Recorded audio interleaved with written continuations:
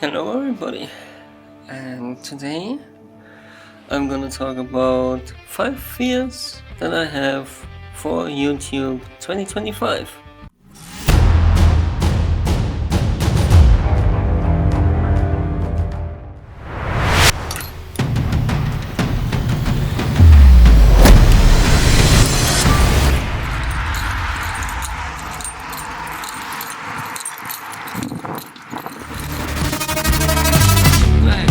I'm back, not with a tutorial, not a gear review or a vlog.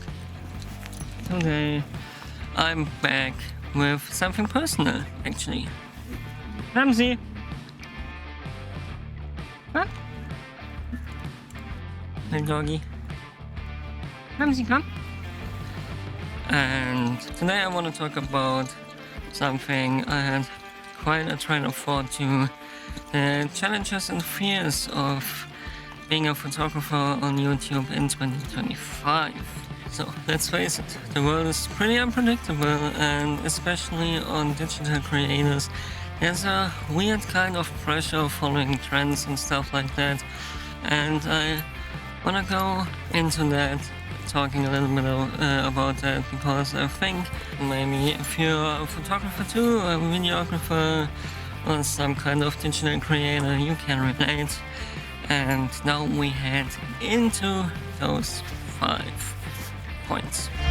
So I'm at home now, it's a day later, and I got pretty much distracted outdoors because there was a heron and I took some photos of it, but I only had my 60mm and my 50mm with me. So it's not the best photos in the world, but you can look here.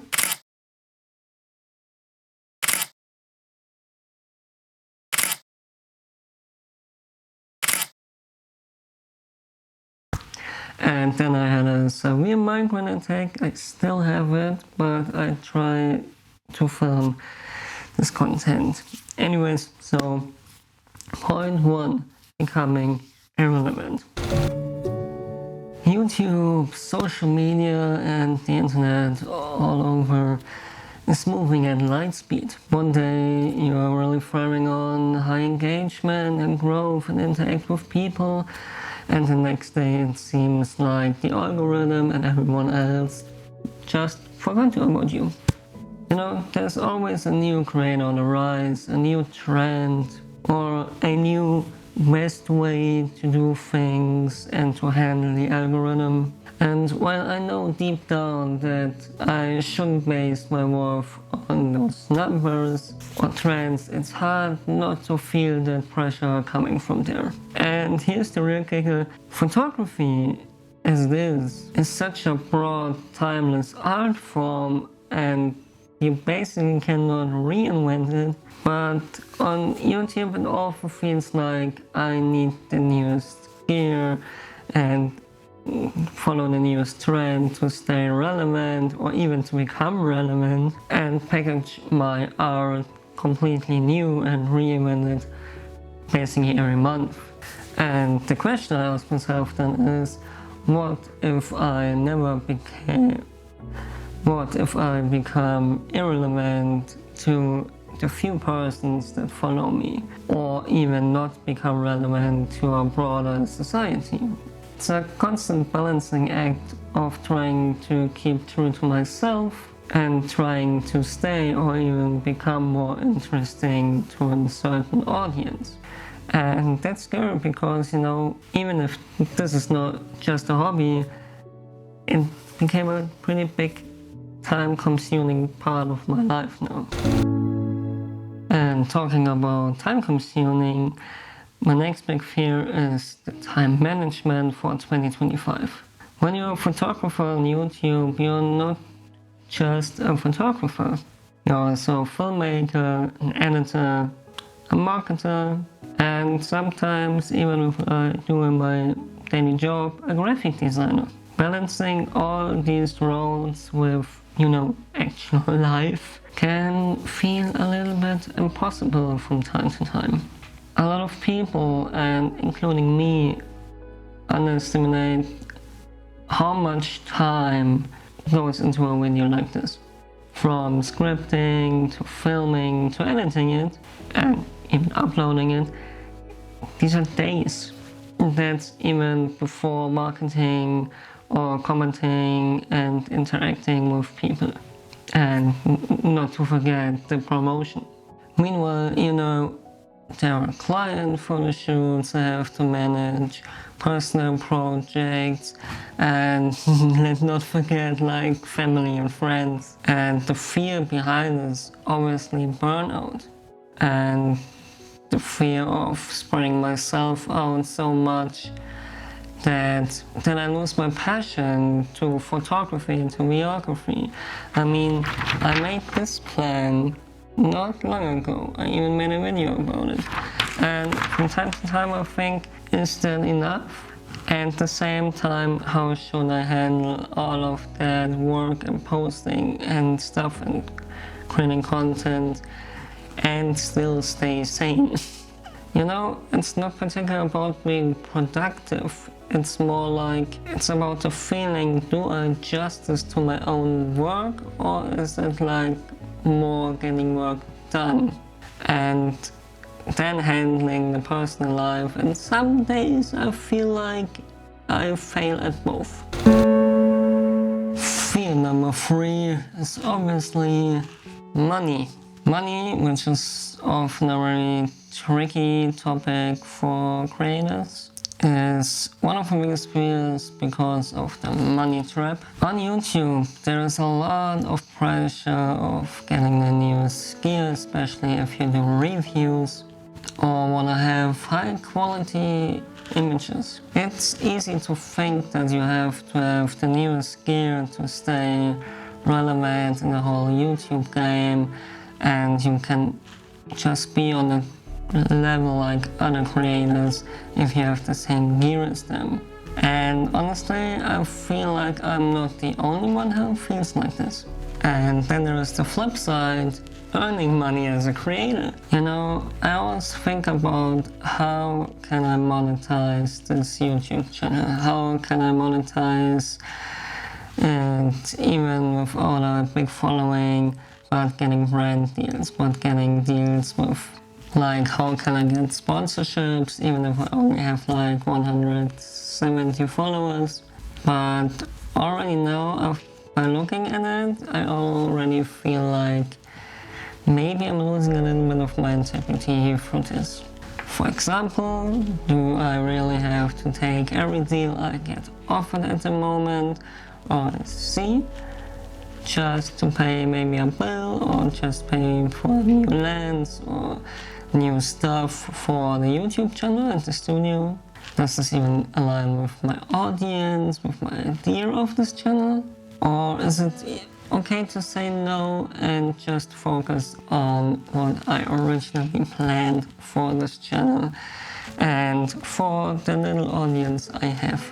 At the end of the day, I have to ask myself, am I doing this for the right reason? And do I stay true to the type of photography, videography I want to make and the image I want to reflect to this world? And you can produce like high quality images even with not the most expensive newest gear in the world, and promote brands that I can stand with my name for. And fear number 4 is honestly quite deep personal. I live with chronic migraines, which is honestly a big part of my life. Some days I wake up, feel ready to take on the world, have a lot of energy, and hours later I lay in bed with heavy headaches, nausea, vertigo, and high light sensitivity. When you're a content creator or graphic designer like me, migraine can be especially tough because of so much work like editing, filming, scripting. Requires long hours of screen time and intense focus. My fear is that my health actually may limit how much I can do, and what will happen if I can't do that anymore maybe someday, or even to keep up with the demands on the job I have right now. And another fear I have is, do I push myself too hard into that? At the same time, I know how to listen to my body. I have been to the hospital last year for 6 weeks from day to day for pain management. I went there again this year for 1 week to refresh it, and it helped a lot. You know, it's heavy to balance all the work, the mental health, the private stuff all at once. But that's something I'm currently working on a lot. I still struggle a little bit with prioritizing rest and how to rest properly and find to work smarter, not harder. But my fear of my mental and my physical health corrupting my process and my success is really big in the background.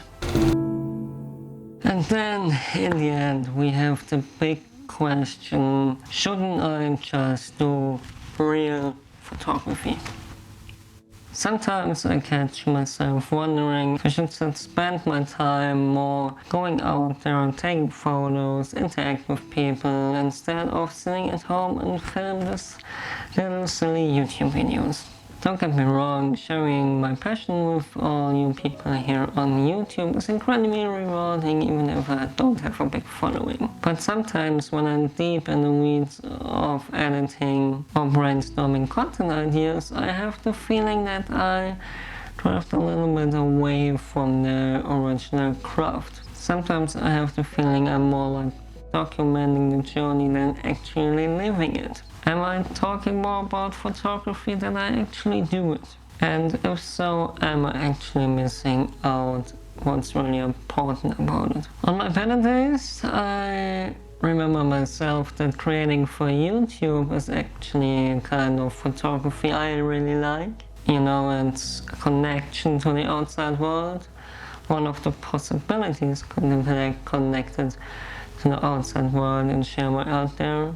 And I can practice my storytelling a lot with it. You know, YouTube always taught me to think differently about photography than most local photographers do. But on my worst days, the question still nags on me. Am I losing sight of what really matters? And that's the photography itself. So, those are my 5 fears for, that was really nearly 10. Those were my 5 fears for YouTube in 2025. This was hard to say.